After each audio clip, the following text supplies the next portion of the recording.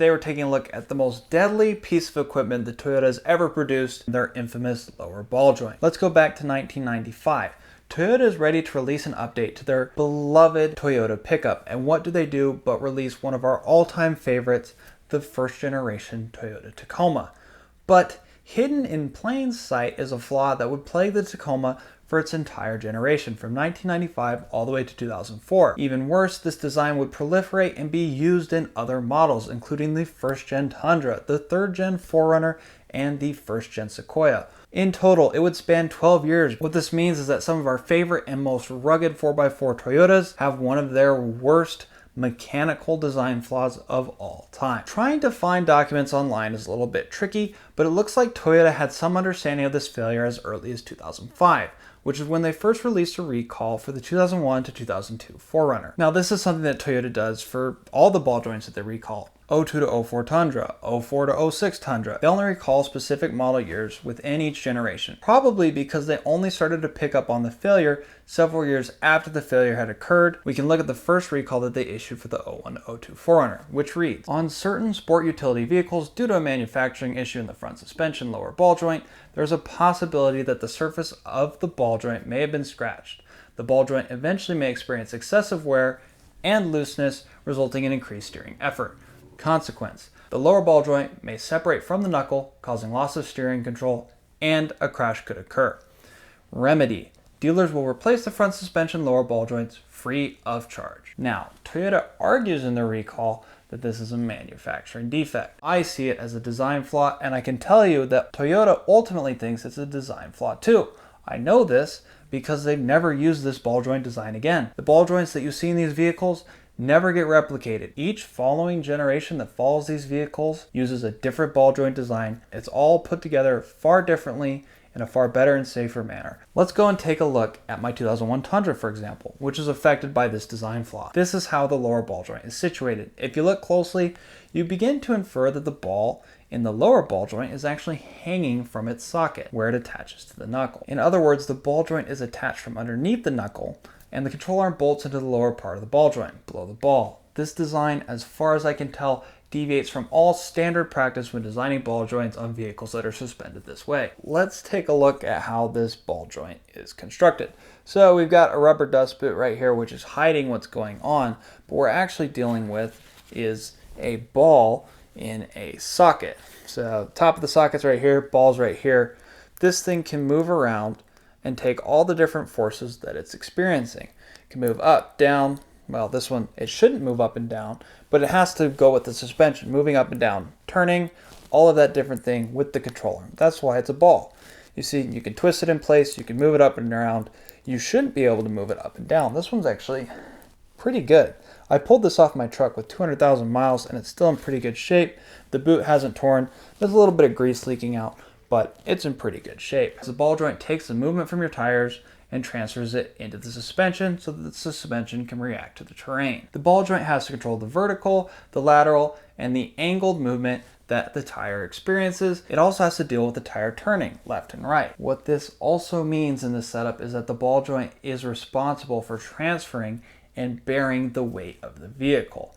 Take a vehicle that is parked at a standstill. The vehicle's front suspension pushes down on the lower control arm, which in turn pushes down on the lower ball joint. But the lower ball joint is below the knuckle. The ball is hanging from its socket, trying to be pushed down. As the control arm gets pushed down by suspension, the ball joint is being pulled down by the control arm. But let's imagine that the socket that's in here starts to get contaminants in it. It gets dust, it gets rocks, it gets dirt. Eventually that socket starts to widen, and if we're constantly pulling down on this ball joint, what's going to happen is that the ball joint is going to suck straight out of the socket.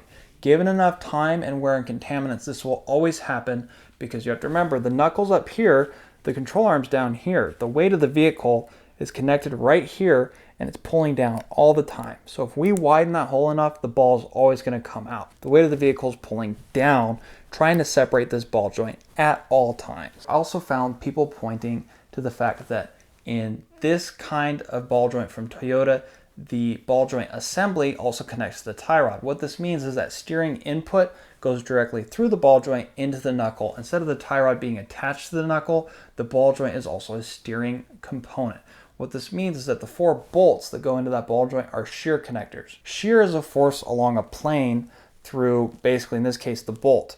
So the bolt has 2 things pushing on it. It has a steering input, but it also has the ball joint surface and the knuckle surface that it's mated to, pressing in opposite directions like this, forces in this direction, which can cause the bolt to shear straight through it as opposed to bend, which I've seen happen. Some bolts I've seen sheared off. It's not nearly as common of a failure, but it is possible to have that occur. This is why I recommend using new bolts whenever you're doing a lower ball joint install. Don't reuse bolts. Here's where the tie rod connects on the ball joint. So steering input runs through the ball joint. That makes these shear connections right here, as you can see. When that ball joint pops loose, the failure is catastrophic. The knuckle loses one of its main connections to the suspension components, and everything falls apart. The tire will fall off and up into the wheel well.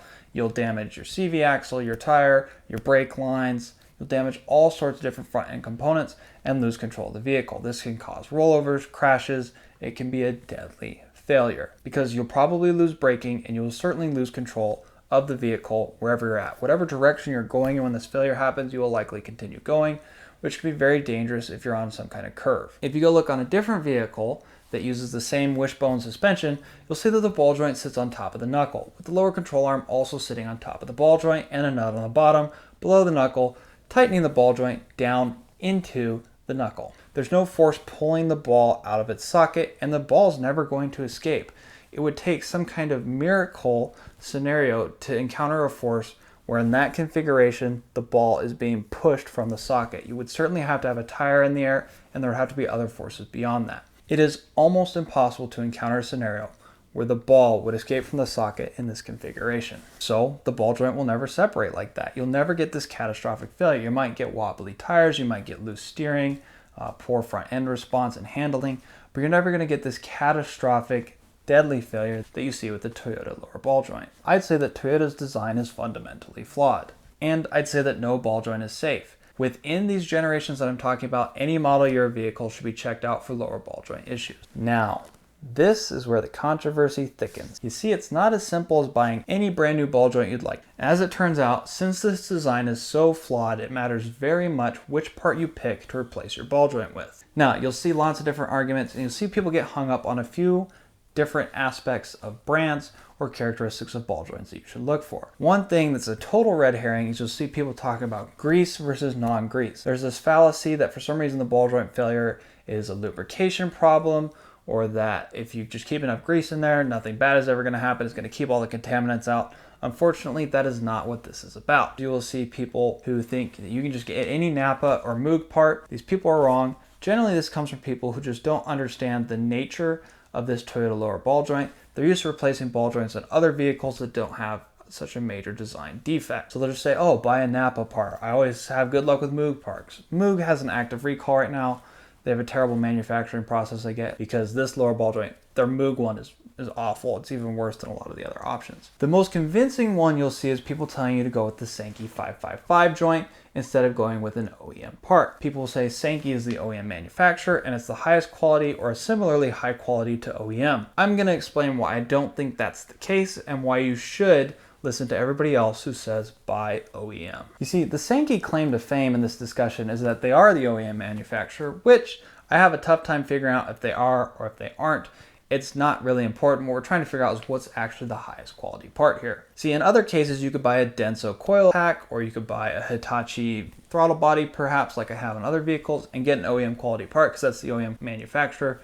But in this case, there is a big difference. You see, some other Toyota owners have done some dirty work for me, and they have cut up Sankey ball joints and OEM ball joints and compared them side by side. Let's take a look at these photos and see what we can discern. So what we can see here is that the OEM joint has a highly polished ball and liner combination. It does not need greasing, nor does it include direct metal on metal contact. This is a costly design to manufacture and is of the highest quality. There's no lubrication process or grease needed. An initial lubrication done at the factory keeps the ball joint good for life. Compare this to a cross-section 555 joint. This is metal on metal in a socket, not nearly as high a quality of part. It just doesn't look that good. You can look at the mounting bosses on the 555 part. They're just rough, whereas the OEM ones are machined. Here's the OEM machined bosses.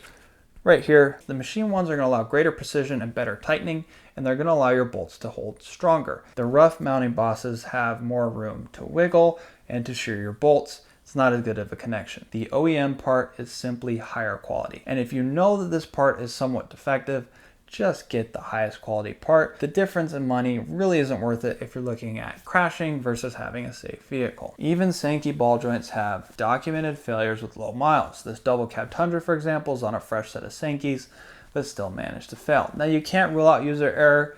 There will be somebody who misinstalls their OEM ball joints and has a failure either from shearing bolts or misusing the vehicle or any other host of issues where they end up with a lower ball joint that's busted. Unfortunately, in the world of DIY maintenance and parts, you cannot guarantee everybody's safety all the time, but the OEM is by far the highest quality part, and I see no good argument as to why any other part would be higher quality or be a better fit for a safe vehicle. And it does stand to say that in theory, whatever ball joint you use, in order for the ball to pop out of the socket, it should have significant play before this failure can occur. Now, if you listen to testimonies of people online, some people will say it happens without warning, which is terrifying to think about, and which is why I'll probably replace mine before I ever feel anything, because I don't even want to get close to this failure happening. You can test them. I have YouTube videos on how to do that. You jack up the truck, place some wood near it, use a crowbar, pry up and down on the tire to see if you can see the ball joint vertically separate from the socket at all. When I replaced mine at 200,000 miles, there was no visible play in the ball joint, but I'm like, it's time. Ball joints are a maintenance and wear item. They should be changed periodically on every vehicle. Toyotas are rare because if you neglect them, your entire front end will just get destroyed. Most vehicles, it's not possible for it to fail that catastrophically, and you'll just get really loose suspension or wobbly tires. Toyota, as you would have it, made the absolute worst design possible so that if your lower ball joint is bad, your front tire will bump up into your fender and let you know. There are outliers here and there are outside solutions to this. For example, uniball conversions. This is a higher maintenance, high performance. This is if you're racing your truck, jumping your truck, or if you are really, really into having the coolest, most awesome parts for your truck. I guess you can get this for a typical owner like me who just does basic off-roading, camping, and lots of daily driving. I don't want the maintenance, the cost, and the extra sacrifices that come with a high performance part. I don't have the suspension set up. I'm not going long travel. I don't even have an adjustable upper control arm. This kind of solution is not for me, even though it would last forever with proper maintenance and care. I'm not going to spend $1,000 to do that. If that's your thing, go for it. I'm sure they're great solutions, but I can't recommend them to the average owner who just wants safe ball joints. It's not practical, and you could go through 800,000 miles worth of OEM ball joints before you would hit the cost of one uniball conversion. Basically, you should regularly check and replace these ball joints every 60 to 100,000 miles. Those are the most common intervals I see. Many OEM ones last well into the 200,000 mile. It's much harder to gauge the lifespan of these new ones from Toyota that people are putting in since you're not going to have nearly as many users. But if the OEM original ones are going 200,000, it seems to stand that 100,000 is probably fine to expect from your next set of OEM ball joints that you purchase. Now, it's a bit of a mess sourcing these ball joints. I recommend using a VIN search on a website like Toyota Parts Deal in order to figure out which ball joints are right for your truck. Even within model years, depending on the month of manufacturing, the ball joint design changes within the generation. It gets bigger, or it uses different bolts or washers, or it adds a dust boot, all sorts of small details. So you are gonna have to make sure you get absolutely the correct part number, get your 8 new bolts, 4 on each side, and you'll be good to go. With enough Googling and research, you can definitely figure out which ball joints are supposed to go on your truck. And then once you have the part number, you can price shop at different places. Make sure Toyota is one of the consensus online dealers for Toyota parts. They just seem to have the best prices. Otherwise, Toyota Parts Deal does okay. They tend to be a little bit more expensive. If you're a Toyota nut like me, I have plenty of other interesting videos on similar topics that I encourage you to check out on my channel. Otherwise, thank you so much for sticking around and watching this, and I will see you in the next video. Thank you.